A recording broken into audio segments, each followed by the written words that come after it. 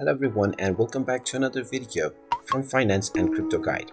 In this video, I'm going to show you how to log into your account on Amplify HR. So let's get started right away.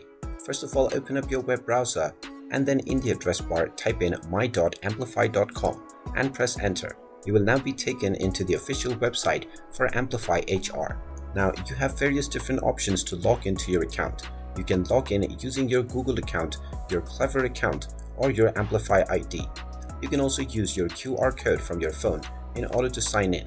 Choose whichever option is suitable for you, and you will be asked to enter your username and password. Just type in your username that you set up while creating your account, and then enter your account password underneath within the password box.